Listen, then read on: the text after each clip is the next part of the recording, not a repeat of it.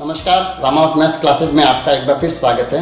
पिछले वीडियो में मैंने आपको कक्षा 10 के महत्वपूर्ण प्रश्नों के बारे में हमने चर्चा की थी, वो आपको मैंने नोट कराए थे और साथ ही ये भी कहा था कि अगले वीडियो में हम प्रत्येक अध्यायवार हम उन महत्वपूर्ण प्रश्नों को हल करेंगे। तो सबसे पहले आज जो 2 दिन मैंने जो आपको ये बीच में गैप दिया है, उन गैप में आपने शायद अध्याय 1 को बहुत ही अच्छी तरह से मिलान कर लिया होगा, उन प्रश्नों को हल किए होंगे। तो सबसे पहले हम अध्याय 1 के जो महत्वपूर्ण जो प्रश्न थे जिनको मैंने आपको नोट करवाया था, उन पे हम चर्चा करते हैं। पहला जो प्रश्न मैंने आपको लिखवाया था वो था 1245 को 97 से भाग देना है निखिलम विधि से। शायद आप निखिलम विधि करना जानते हैं, फिर भी हम उसको शॉर्ट में एक बार वापस ले लेते हैं और इस प्रश्न को हल करते हैं। तो निखिलम विधि से हल करने के सबसे पहले हमें क्या मानना पड़ेगा, आधार। तो इसका आधार हम कितने का भाग दे रहे हैं, 97 का। तो आधार कितना होगा इसका 100 और इसका विचलन जो होगा वो होगा कितना, 100 से ये कितने कम है 3, तो इसका विचलन हो गया 0.3। ये पहला काम किया। दूसरा काम में हमें क्या करना है, हम इस तरह से 3 खंड बनाएंगे और ये प्रथम,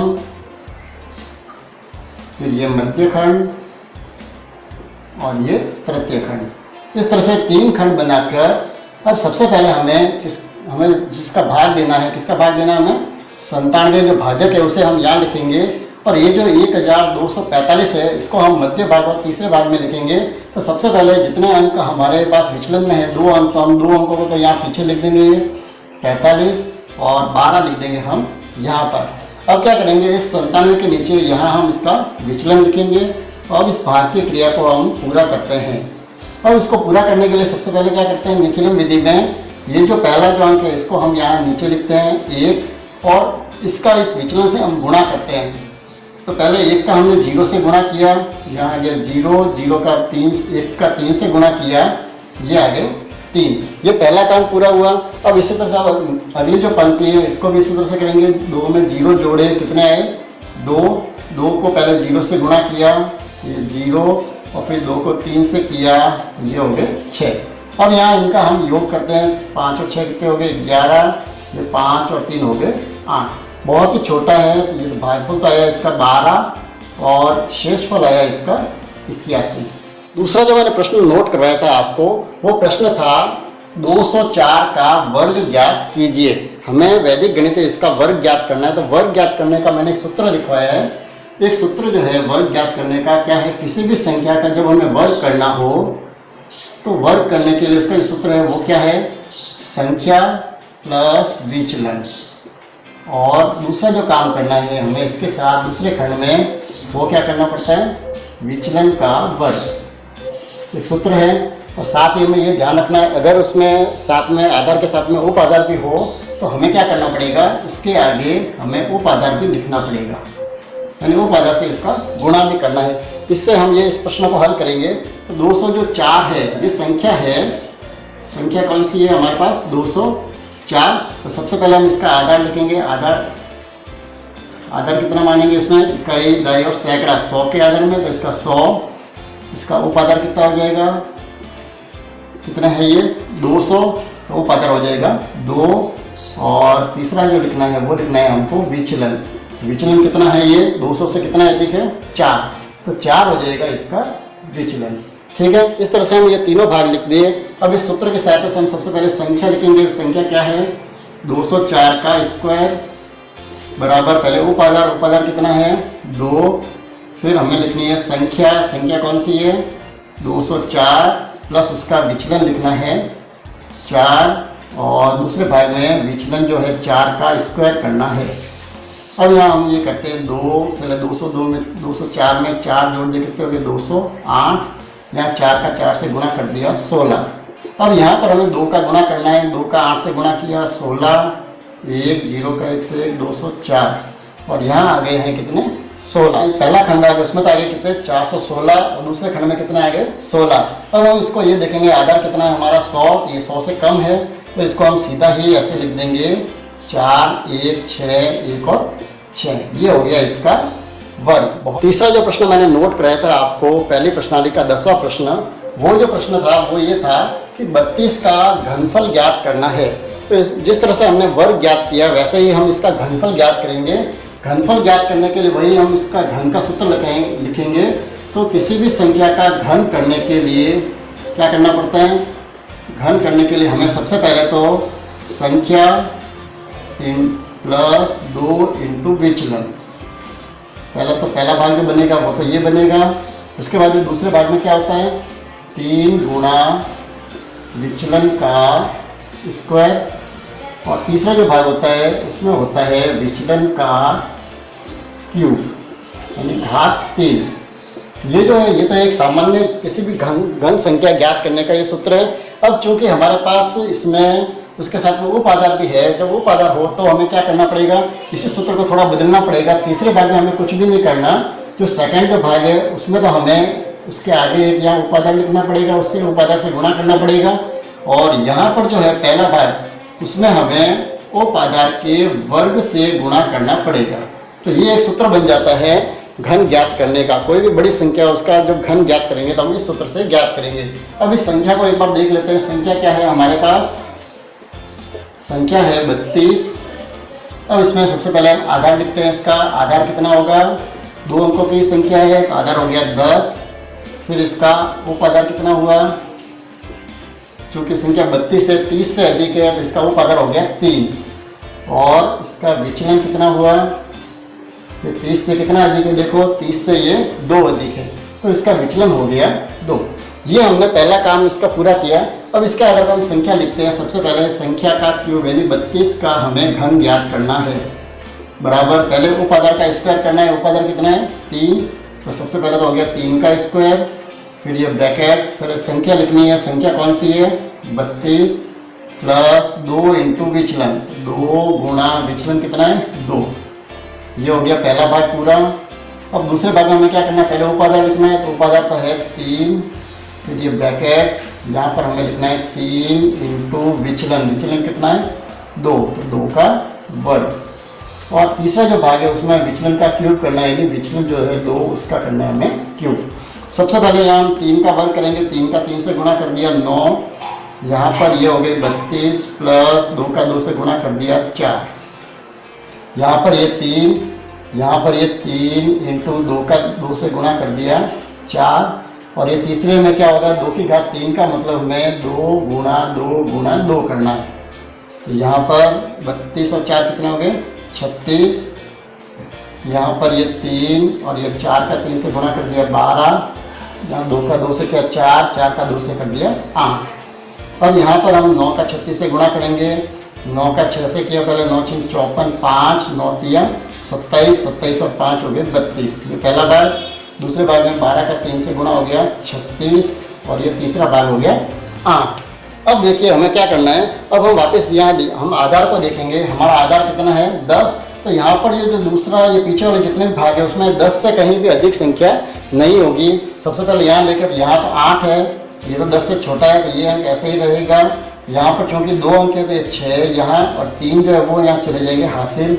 इसको हम यहाँ भेजेंगे, कितने हो जाएंगे? 327। यानी जो संख्या बनी है वो बनी है 3, 2, 7, 6 और 8, यानी 32,768। ये है इसका घनफल। ये अगला प्रश्न हल करते हैं। ध्रुजांक विधि से हमें ये भाग करना है। ये एक प्रश्न ऐसा है पूरे वैदिक गणित में जिसके बारे में बच्चों को सबसे अधिक समस्या होती है, और मुझे बार बार व्हाट्सएप पर इसी प्रश्न को बार बार पूछा जाता है। वैसे मैंने इस वैदिक गणित के सारे ही प्रश्नों के वीडियो बनाए हुए हैं, तो आप चाहें तो उस वीडियो को इस चैनल पर देख सकते हैं। तो इस प्रश्न को हल करने के लिए हमें सबसे पहले इस तरह से 3 भाग करने हैं, पहला भाग, दूसरा भाग और तीसरा भाग। अब हमें क्या करना है? सबसे पहले जिस संख्या का हम भाग दे रहे हैं, किसका दे रहे हैं हम? 87 का। तो हम इसको इस तरह से 8 को यहाँ लिखेंगे और 7 को यहाँ लिखेंगे, यानी ये तो है इसका मुख्यांक और ये है इसका ध्रुजांक। वैसे मैंने पहले भी बताया हुआ है, ध्रुजांक हमेशा ऊपर लिखते हैं और मुख्यांक को हमेशा नीचे लिखते हैं। तो पहला काम ये किया। उसके बाद में हमें क्या करना है? इस दूसरे भाग में और तीसरे भाग में ये संख्या लिखनी है। तो हम ये देखेंगे ध्रुजांक में कितने अंक है? 1 अंक है। तो ये अंतिम जो 1 अंक है उसे हम यहाँ लिखेंगे, बाकी जो संख्या है उसको हम यहाँ लिखेंगे। 9, 8, 7 और 6। ये पहला काम किया लिखने का। अब हम क्या करेंगे? सबसे पहले इस मुख्यांक जो 8 है इसका हम भाग देंगे 9 में। यहाँ मैं पद भी लिख रहा हूँ साथ में। हमने सबसे पहले क्या किया? 9 में हम भाग देंगे 8 का। तो देखिए भागफल कितना आता है, कितनी बार भाग जाएगा, 9 में 8 का एक बार, और शेषफल क्या बचेगा 1। जब हम 9 में 8 का भाग देंगे तो एक बार भाग जाएगा और शेषफल क्या बचेगा 1। तो अब हम लिखना कैसे है, जो भाग गया भागफल तो हम इसके नीचे लिखेंगे यहाँ, और शेष जो बचा है उसको हम अगली संख्या से ठीक पहले यहाँ लिखेंगे। तो हमें जो नया जो भाज्य मिलेगा वो मिलेगा हमें 18। नया जो भाज्य बनेगा वो बनेगा 18। अब हमें क्या करना है, इसमें एक ध्यान रखना है कि हमें अगली बार वापस 8 का इस 18 में भाग नहीं देना है। इससे पहले इस भाज्य जो है इसको हमें एक संशोधित करना है। इसको संशोधित कैसे करेंगे, एक सूत्र है, नया भाज्य जो है उस नया भाज्य उसमें से हमें क्या करना है, भागफल और इंटू ध्वजांक इन दोनों का गुणा करके माइनस करना है, तो वो नया भाज्य मिलेगा। देखिए हमें पहले नया भाज्य कौन सा था हमारा 18। इस 18 में से हम भागफल कितना आया 1 और इंटू ध्वजांक कितना है 7, इसको हम करेंगे माइनस। तो 18 माइनस 7 एकम 7 कितने बचे 11। तो हमें क्या करना है, जो भाग देना है वो 18 में न देके किस में भाग देना है 11 में। हम 11 में वही 8 का भाग देते हैं, तो भागफल कितना आएगा, 8 का भाग 11 में कितने बार जाएगा, केवल एक बार, 8 एकम 8, और शेष कितने बचेंगे 3।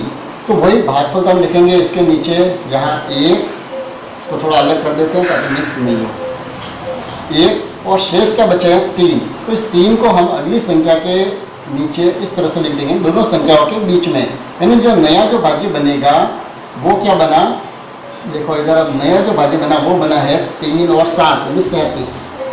इसको हम यहाँ लिख देते हैं पास में सारा स्टेप, ताकि आप कभी भी इसको देख सकते हैं। नया जो भाज्य बना है वो बन रहा है कितना 37। अब इसको हम क्या करेंगे, सबसे पहले इसको संशोधित करेंगे एक बार। संशोधित का तरीका वही क्या, नया भाज्य माइनस भागफल कितना आया इस बार 1 और इंटू भाग जो है ध्वजांक, तो 37 माइनस 7 कितने हो गए 30। तो हम क्या करेंगे, इस 30 में हम भाग देंगे, 30 में किसका भाग देंगे 8 का। अब देखेंगे भागफल कितना आता है, यानी 37 की जगह हमको भाग किस में देना पड़ेगा 30 में। तो 30 में हम 8 का भाग देंगे, 8 का भाग 8 तिया 24, 3 बढ़ जाएगा, और शेष कितने बचेंगे 30 में से हम 24 घटा देंगे, यानी शेष बचेंगे 6। तो भागफल तो हम कहाँ लिखेंगे, इसके नीचे, ये तो आगे 3, और शेष जो बचे हैं 6 वो हम कहाँ लिखेंगे यहाँ पर। यानी नया जो भाज्य बनेगा अब हमारा कौन सा बन जाएगा 6 और 6 66। यानी नया जो भाज्य बना है वो बना है 66। अब इसको भी हम इसी तरह से संशोधित करते जाएं। संशोधित करने का तरीका वही, नया भाज्य माइनस भागफल कितना है इस बार 3 और इंटू ध्वजांक कितना है 7। तो 66 में से 7 या 21 माइनस कर देते हैं, ये आ गए 5 और 4 45। यानी हमें जो नया जो भाज्य 66 है उस 66 की जगह हमें किस में भाग देना है 45 में। तो हम 45 में 8 का भाग देते हैं, 45 में 8 का भाग दो कितने बार जाएगा, 8 का भाग इसमें जाएगा 5 बार, 8 पंजे 40, और शेष कितने बचे 45 में से 40 रहेंगे तो 5। यानी भागफल आया है 5 और शेष कितना आया है 5, इनको हम यहाँ लिखेंगे। यानी अब जो नया जो भाज्य बना है वो कौन सा बना है, नया जो भाज्य बना है वो है 5 5 यानी 55। अब लास्ट में आपको याद रखना है कि इसमें हमें पूरी ये संशोधित जो करेंगे हम इसको संशोधित तो करना है इसको, लेकिन आपको इसमें पुनः भाग देने की आवश्यकता नहीं। यानी 55 जो है नया भाज्य है उसमें से भागफल तो कितना आया था 5 और इनके ध्वजांक कितना है 7। तो 55 में से 7 पंजे 35 माइनस करेंगे, कितने बच गए 20। यानी ये जो नया जो भाज्य है इस 55 की जगह हम क्या मानेंगे, ये क्या चीज़ है 20। तो ये जो 20 है ये रहेंगे हमारे शेष फल। अंतिम जो प्रश्न मैंने आपको नोट करवाया था वो प्रश्न था सूत्र परावर्त्य आधारित विधि से 14,885 में 123 का हमें भाग देना है।